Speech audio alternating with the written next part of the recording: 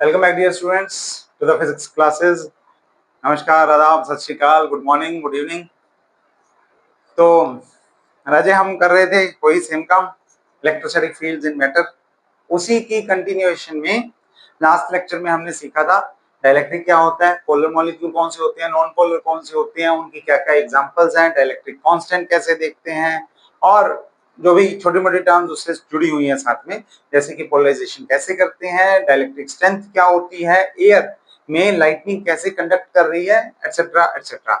ठीक है, आज हम इससे ही जुड़ी हुई दो तीन चीजें, छोटे छोटे पॉइंट्स, छोटे छोटे टॉपिक्स हैं या छोटे छोटे कॉन्सेप्ट हैं, वो सीखेंगे। ठीक है, जो इसे कंप्लीट करेंगे अपने आप में। तो स्टार्ट करते हैं एक बार फिर से विदाउट मच अडू कि पोलराइजेशन क्या होता है। तो उसमें हमने सीखा था कि अगर आप ऐसे कोई इलेक्ट्रिक फील्ड लगा रहे हैं between the parallel plates of a capacitor, ले लो ऐसे, हमने मान लो positive positive positive positive positive, और इसमें हमने यहाँ negative negative negative negative negative negative ऐसे लिया हुआ है। तो ये एक इलेक्ट्रिक फील्ड है यहां से लेके यहां तक ई नॉट। ठीक है, और अब हमने इसके अंदर क्या किया, अब हमने इसके अंदर एक डाइलेक्ट्रिक मटेरियल रख दिया जिसमें ये क्या थे, फ्री चार्जेस थे। इसमें डाइलेक्ट्रिक सरफेस पे, डाइलेक्ट्रिक मैटर के सरफेस पे क्या हुआ, एक चार्ज, एक पोलराइजेशन चार्ज आ गया, बाउंड चार्जेस या पोलराइजेशन चार्जेस जिन्हें बोलते हैं हम। ठीक है, ये आ गया, तो इसकी वजह से एक इलेक्ट्रिक फील्ड ऐसे आ गई विच इज ई पी, और नेट इलेक्ट्रिक फील्ड कितनी हो गई, ई नॉट माइनस ई पी। ठीक है, ये हमने सीख लिया था पिछली क्लास में, राइट। और इस प्रोसेस को क्या बोलते हैं, ये जो चार्जेस ऐसे हो गए हैं इसको पोलराइजेशन बोलते हैं, कि हमने मैटर को क्या किया, एक्सटर्नल इलेक्ट्रिक फील्ड लगा के पोलराइज कर दिया। And take care of the limit, हर मैटर की एक डाइलेक्ट्रिक स्ट्रेंथ होती है, आपको ध्यान रखना है उसका। ठीक है, ये हो गया था। आगे बढ़ते हैं। तो सबसे पहले इस पोलराइजेशन में एक वर्ड सीखने वाला है, that is polarisation vector. Polarisation vector, ठीक है, एक सिंपल सा वर्ड है, क्या होता है, पी से लिखते हैं, कैपिटल पी से, और इसका बेसिकली हम इसे लेते हैं कि जो डाइपोल मोमेंट्स हैं पर यूनिट वॉल्यूम कितने, dipole moment per unit volume की वैल्यू को, ठीक है, आप एन से भी लिख सकते हैं, number of dipole moments per unit volume number density के हिसाब से, कि एक डाइपोल मोमेंट कितना इफेक्ट दे रहा है, ठीक है, पूरे वॉल्यूम में कितना इफेक्ट आ रहा है, वो हम इसमें से इस तरह से देख सकते हैं। It's a kind of density, हम प्रूव भी करेंगे अभी। देखो, तो P अपॉन बी है, खत्म हो गया, इतनी डेफिनेशन है। बुक्स में कई बार ऐसे भी लिखा होता है P is equal to N P, तो उसमें क्या होता है, एन एन डाइपोल मोमेंट्स हैं, तो एन क्या है, फिर number density per unit volume है, तो यहां से इस पे आ जाएगा। ठीक है, अगर आप डाइपोल मोमेंट की डेफिनेशन याद हो आपको, तो क्या होता था, charge into distance between them. तो ये अगर चार्ज है नेगेटिव, ये पॉजिटिव, तो इनके बीच का डिस्टेंस कितना है, इस तरह से डाइपोल मोमेंट लेते थे। और वी में, अगर ये बड़े लेवल पे देख रहा हूं, छोटे डाइपोल मोमेंट के लेवल पे देखोगे, वी में क्या होगा, एरिया इनटू लेंथ।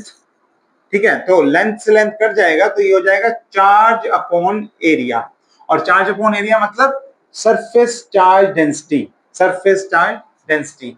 अब चार्ज कौन सा है, इंड्यूस्ड वाला, बाउंड वाला, पोलराइजेशन वाला, तो इसे हम सिग्मा पी से लिख देते हैं, इसे हम सिग्मा पी से लिख देते हैं। तो sigma P is basically, sigma P is basically equal to polarisation vector, और polarisation vector is basically equal to sigma P.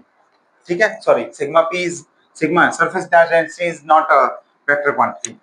Okay, अच्छा, हम यहाँ पे इन्हें इक्वल बोल रहे हैं, ये स्केलर क्वांटिटी है, ये वेक्टर क्वांटिटी है, तो उसमें ये भी ध्यान रखना है कि ये जो इलेक्ट्रिक फील्ड है ये एरिया वेक्टर की डायरेक्शन में ही आ रही है, क्योंकि इसके परपेंडिकुलर सरफेस पे चार्जेस इंड्यूस हुए हैं, तो एरिया वेक्टर और उसकी डायरेक्शन सेम ही हो जाएगी उस तरह से। ठीक है, तो अगर आप अदरवाइज वैसे लिखो, तो आपको sigma P is equal to P vector dot A cap ऐसे लिखना होगा। ओके, तो यहाँ पे क्योंकि उसमें एंगल नहीं है और उस तरह से वो फैक्टर लेने की जरूरत नहीं है, तो ये बिल्कुल इक्वल आ गए हैं। ठीक हो गया, एक टर्म हो गई है।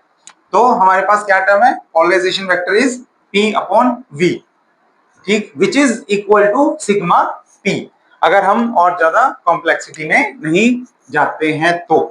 असम्पशंस तो समझ ही लेनी चाहिए। अच्छा, इसी में अब अगली टर्म आती है हमारे पास, दैट इज ससेप्टेबिलिटी। ससेप्टेबिलिटी,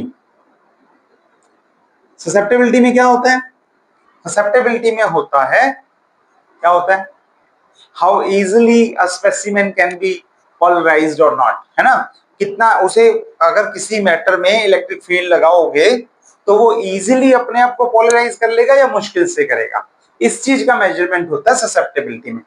हमने पहले भी पढ़ा हुआ ये, ठीक है। तो अभी अगर आप देखो तो पोलराइजेशन ज्यादा हो रही है या कम हो रही है, पोलराइजेशन वेक्टर की वैल्यू ज्यादा होगी या कम होगी, किस चीज पे डिपेंड कर रहा है, किस चीज पे डिपेंड कर रहा है, डिपेंड कर रहा है इलेक्ट्रिक फील्ड पे। आप ज्यादा इलेक्ट्रिक फील्ड लगा रहे हो या कम इलेक्ट्रिक फील्ड लगा रहे हो, जितनी ज्यादा इलेक्ट्रिक फील्ड लगाओगे उतना ज्यादा पोलराइज हो जाएगा। इसे हटा के हम एक कांस्टेंट लगाते हैं, और वो एक नहीं लगाते, एप्सिलॉन नॉट साथ में लगता है और साथ में दूसरा कांस्टेंट लगता है, दैट इज जाई। जाई, इस जाई को बोलते हैं ससेप्टेबिलिटी। ओके, किसके इक्वल हो गया ये इक्वल हो गया psi, chi is equal to P upon epsilon naught E, P upon epsilon naught E, इसके इक्वल हो गया। ठीक हो गया। E कौन सा है, E जो इंड्यूस होने के बाद बचा है, मतलब ये वाला E is equal to E not minus EP, इधर लगाए हुए में से पोलराइज वाला माइनस करने के बाद जो बचा वो वैल्यू है। ठीक है, तो अगर आपकी इसकी वैल्यू हाई है, इसका मतलब इसकी वैल्यू कम लगाओगे तब भी पोलराइज अच्छा हो जाएगा, लेकिन अगर इसकी वैल्यू लो है, इसका मतलब इलेक्ट्रिक फील्ड बहुत ज्यादा लगानी पड़ेगी अगर आपको पी ज्यादा करना है। चाहे यहां से देख लो, ज्यादा इलेक्ट्रिक फील्ड लगाई और ज्यादा पोलराइज हो गया, इसका मतलब ये वैल्यू भी ज्यादा है। लेकिन अगर ज्यादा इलेक्ट्रिक फील्ड लगाई और पोलराइज कम हुआ तो इसका मतलब ससेप्टेबिलिटी उसकी कम है। तो इस तरह से आप लगा सकते हो इसे। ठीक है, तो हमारे पास एक और फॉर्मूला हो गया, और वो फॉर्मूला क्या हुआ, P is equal to epsilon naught chi E, या फिर chi is equal to P upon epsilon naught E. ये फॉर्मूला हमारे पास आ गया। ओके, चलेगा काम, दो टर्म्स हो गई। अब तीसरी एक और टर्म सीखते हैं, पर उससे पहले हम इन दोनों में रिलेशन सीख लें। तो अगर हम इसे देखें ध्यान से, तो ई नॉट क्या हुआ, ई नॉट हुआ E plus E P, E plus E P. अगर मैं दोनों तरफ ई से डिवाइड कर दूं तो it will become E naught upon E is equal to 1 plus E P upon E, ये बनेगा। ठीक है, अब E naught upon E, last time याद है आपको बताया था डाइलेक्ट्रिक कांस्टेंट, डाइलेक्ट्रिक कांस्टेंट यही होता है E naught upon E, plus equal to 1 plus EP कितना है, इसमें कितना पोलराइज फील्ड कितना आएगा। तो आप देखो शीट आपने रखी है, शीट ही है ना, शीट की इलेक्ट्रिक फील्ड कितनी होती है, सिग्मा बाय, सिग्मा पोलराइज का लोगे, बाय एप्सिलॉन नॉट, है ना, एप्सिलॉन नॉट और ई आ गया। और सिग्मा पी किसके इक्वल है, सिग्मा पी किसके इक्वल है, पी के, पोलराइजेशन वेक्टर के। तो मैं के को लिख सकता हूं, यहां पे लिख रहा हूं K is equal to 1 plus polarisation vector divided by epsilon naught E, और P upon epsilon naught E किसके इक्वल है, जाई के, यानी कि ये हो गया 1 प्लस जाई। तो ये जो रिलेशन है ना, this is the relation between dielectric constant and susceptibility, this is the relation between dielectric constant and susceptibility. ये भी बड़ा इंपॉर्टेंट रिलेशन है। देख लो, यहां तक हो गया तो सब ठीक है, आगे बढ़े, चलो चेक कर लो, कोई डाउट हो पूछ लेना, ग्रुप में डाल देना, चैट में डाल देना, कमेंट में डाल देना, पूछ लो जैसे भी, डाउट मत छोड़ना। ठीक है, ओके। तो एक और कॉन्सेप्ट, एक और छोटा सा आर्टिकल, और इंपॉर्टेंट भी है, एक और छोटा सा कॉन्सेप्ट सीखते हैं, नई टर्म, दैट इज पोलराइजेबिलिटी। इस प्रोसेस को बोलते हैं पोलराइजेशन, और अब हम सीखने वाले हैं पोलराइजेबिलिटी, लेकिन atomic polarisability. Atomic polarisability alpha से लिखते हैं इसे, ठीक है, अल्फा, अल्फा से लिखते हैं एटॉमिक पोलराइजेबिलिटी को। कैसे लेना है, लेते हैं इसे, लेने का तरीका है एप्सिलॉन, ये P vector divided bye E, E not, E bye E not, कितनी इलेक्ट्रिक फील्ड आपने लगाई, ठीक है। अब ये पर्टिकुलरली यही काम हम एटम के लिए कर रहे हैं। एटम में क्या होगा, एटम में ऐसे कोई न्यूक्लियस होगा सेंटर में, ठीक है, प्लस चार्ज होगा सेंटर में, और उसमें फिर उसके आसपास सारा इस तरह से नेगेटिव चार्जेस का, इलेक्ट्रॉन्स का क्लाउड होगा,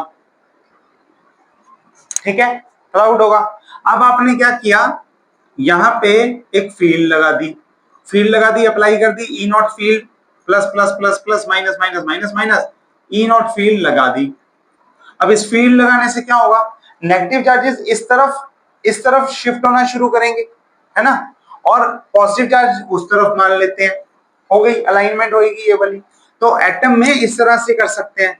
तो इसमें क्या होता है, बेसिकली हम ऐसे बना देते हैं इसे कि मान लो बी डिस्प्लेसमेंट हो गई और इतना स्पेस उसमें बच गया, पॉजिटिव चार्ज यहाँ है, बच गया यहाँ पे, और यहाँ पे इलेक्ट्रॉन क्लाउड है, और बी हम यहाँ पे लिख लेते हैं कि बी रेडियस का हो गया वो, ठीक है, कुछ डिस्प्लेसमेंट होगी। तो अब देखो पॉजिटिव चार्ज पे कितना फोर्स लग रहा है, पॉजिटिव चार्ज पे फोर्स कितना लग रहा है। पहला तो एफ पॉजिटिव, जो फोर्स लगा ही रहे हो आप, इलेक्ट्रिक फील्ड से लगा रहे हो, ई नॉट इलेक्ट्रिक फील्ड लगाई है आपने, और क्यू उस पे चार्ज है ना, क्यू चार्ज है दोनों पे, इक्वल एंड ऑपोजिट। अब जो नेगेटिव क्लाउड बन गया, जितना जितना बी रेडियस में मान लेंगे हम, बी रेडियस के स्फीयर में एक नेगेटिव क्लाउड है, वो भी पॉजिटिव चार्ज पे फोर्स लगा रहा है, नेगेटिव इलेक्ट्रॉन्स का जितना भी चार्ज है वो थोड़ा कम है, सारे नहीं पॉजिटिव चार्ज पे फोर्स लगा सकते, उनका कंट्रीब्यूशन सिग्निफिकेंट नहीं होगा, लेकिन एक बी रेडियस के अंदर हम मान लेते हैं। तो अगर बी रेडियस के स्फीयर के अंदर चार्ज मानेंगे तो चार्ज कितना हो जाएगा बी स्फीयर के रेडियस में, कि जितनी उसकी यूनिफॉर्म मानते हैं हम हमेशा, जितनी उसकी चार्ज डेंसिटी है और जितना उसका वॉल्यूम है, ठीक है। वॉल्यूम कितना होगा उसका, 4/3 पाई आर क्यूब, आर कितना है बी, बी के इक्वल मानना है हमने, पाई बी क्यूब। और डेंसिटी कितनी है, डेंसिटी है जितना उसका टोटल चार्ज था डिवाइडेड बाय जितना उसका टोटल वॉल्यूम था, दैट इज एटम का, एटम की रेडियस कितनी है, पाई आर क्यूब, बड़ा बड़ा आ रहा है एटम की रेडियस। तो हमारे पास ये आ गया, समझ गए, density is charge upon volume. Charge कितना लोगे, जब क्यू लोगे तो वॉल्यूम भी पूरा लोगे, और जब छोटा चार्ज लोगे तो वॉल्यूम भी छोटा लोगे, वही फॉर्मूला लगाया हुआ है। यूनिफॉर्म डेंसिटी मान ली तो टोटल चार्ज के विद रिस्पेक्ट टू लिख लिया, और उसकी वजह से स्मॉल चार्ज वाली वैल्यू निकाल ली, 4/3 पाई, 4/3 पाई से 4/3 पाई कैंसल, और क्यू की वैल्यू आ गई Q B cube divided by R cube, ये इस चार्ज की वैल्यू है, ठीक है। अब इसे देखो कितना फोर्स लगेगा, कूलम्ब्स लॉ लगा लो, क्यू ये वाला charge divided by 4 pi epsilon not, और कितना डिस्टेंस है बी, बी स्क्वायर। अब क्यू की वैल्यू पुट करो, क्यू की वैल्यू है Q B cube upon R cube, और बाकी बची हुई वैल्यू है Q upon 4 pi epsilon not B square, ये वाली वैल्यू है, जो करता है काट दो, यही करता है ना। तो ये हमारे पास फोर्स हो गया Q square B upon 4 pi epsilon not R cube is equal to Q E not. दोनों तरफ से वो सिस्टम बैलेंस कब बना रहा है, जब जितना इलेक्ट्रिक फील्ड पॉजिटिव चार्ज को मूव करना चाह रही है, उतना ही फोर्स नेगेटिव चार्ज क्लाउड उस पे लगा रहा है, बैलेंस बनेगा तभी, नहीं तो नहीं बनेगा, ठीक है। तो ये दोनों फोर्सेस हमने बराबर कर लिए। अच्छा, इसमें एक क्यू से एक क्यू कट जाएगा, ठीक हो गया। और पॉजिटिव और नेगेटिव चार्जेस कितनी डिस्टेंस पे हैं, बी डिस्टेंस पे है, अगर पॉजिटिव और नेगेटिव चार्जेस के सेंटर्स जो है सेंटर ऑफ ग्रेविटी वो बी डिस्टेंस पे हैं, तो आप क्या ले सकते हो, डाइपोल मोमेंट क्या होगा, चार्ज मल्टीप्लाइड विद डिस्टेंस। तो ये क्या चीज हो गई, Q B, it's a dipole moment. तो ये हो गया हमारे पास dipole moment divided by 4 pi epsilon not R cube. और अगर हम लिखें P by E naught, P by E naught is equal to 4 pi epsilon not R cube, simple है ना, ये इधर गया ये इधर गया। और P बाय ई नॉट को हमने क्या बोला था, we have defined this term as atomic polarizability। तो हमारे पास फॉर्मूला आ गया alpha is equal to 4 pi epsilon not R cube. ये फॉर्मूला आ गया हमारे पास एटॉमिक पोलराइजेबिलिटी का। चेक कर लो, कोई दिक्कत ना हो किसी तरह की, कोई डाउट ना हो किसी तरह का।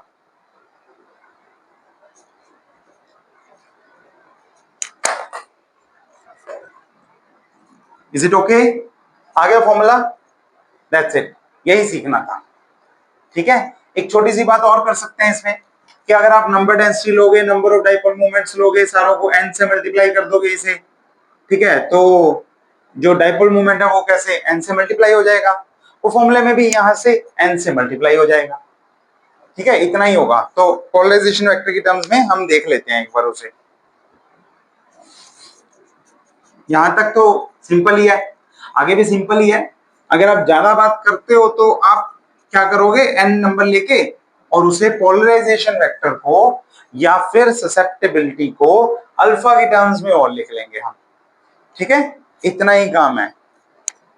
तो कैसे लिखें, तो हमने पढ़ा था अभी पोलराइजेशन वेक्टर, क्या पढ़ा था, पोलराइजेशन वेक्टर में हमने पढ़ा था कि आप इस डाइपोल मोमेंट को क्या करो, n से मल्टीप्लाई कर दो, ये किया था। तो मल्टीप्लाई कर दो, फिर वहां से क्या कितना आ रहा है, ठीक है, तो जो फैक्टर आया हमारे पास उसे हम लिख देंगे, अगर आप n के लिए करोगे हम लिख देंगे 4 pi epsilon not, okay, n R cube, और ई नॉट तो है ही है ना, ई से लिखेंगे ना, p n times of p, और ई ऊपर था रिलेशन में, तो ये बन जाएगा, बाकी तो ये अल्फा है, ये अल्फा है, तो ये बन जाएगा n alpha E not, okay, या ई, जो भी ले रहे हो आप। और ये हमने एक चीज सीखी हुई थी कि वो किसके इक्वल था, अगर आप एप्सिलॉन नॉट ज़ाई की टर्म्स में लिखो तो इसके इक्वल था। तो ये चीजें जो हैं ये दोनों आप इक्वेट कर सकते हो आपस में कि epsilon naught chi is equal to n alpha, ऐसे भी ले सकते हो, बट ठीक है, इट्स ओके। एटॉमिक पोलराइजेबिलिटी क्या होती है, एटम की टर्म्स में, सारे एटम्स ले रहे हो तो मैटर क्या टर्म्स में आ जाएगा, उसके हिसाब से आप इसे डिफाइन कर सकते हो। ठीक हो गया। अच्छा, इसमें एक बात और है, अगर आप यूनिट्स की बात करो, तो इसकी यूनिट्स क्या होंगे, यूनिट्स होंगे अल्फा को किसी से भी डिफाइन कर लो, यहां से डिफाइन कर लेते हैं हम। तो moment, dipole moment upon electric field, dipole moment के यूनिट्स क्या होते हैं, चार्ज मतलब कूलम, और मैं ऐसे लिख देता हूं, चार्ज इंटू डिस्टेंस, है ना। और अगर आप इलेक्ट्रिक फील्ड को लिखो तो आप लिख सकते हो वोल्ट अपॉन डिस्टेंस, है ना, ग्रेडियंट ऑफ पोटेंशियल, और डिस्टेंस ऊपर चला जाएगा, और Q अपॉन V के यूनिट्स क्या होते हैं, कूलम, कैपेसिटी वाले, चार्ज अपॉन वोल्ट के यूनिट्स होते हैं कैपेसिटेंस वाले यूनिट्स, और डिस्टेंस ऊपर चला गया तो डिस्टेंस स्क्वायर हो गया, डिस्टेंस स्क्वायर। तो चार्ज अपॉन वॉल्यूम मतलब कैपेसिटेंस के यूनिट्स होते हैं फैरेड, और इसके यूनिट्स होते हैं मीटर स्क्वायर। तो ये इसके यूनिट्स आ गए, एटॉमिक पोलराइजेबिलिटी के यूनिट्स आ गए फैरेड इनटू मीटर स्क्वायर। ठीक है, तो आपने ये 2-3 छोटी-छोटी टर्म्स और सीखी, हमने करके आना है, अच्छे से पढ़ के आओ।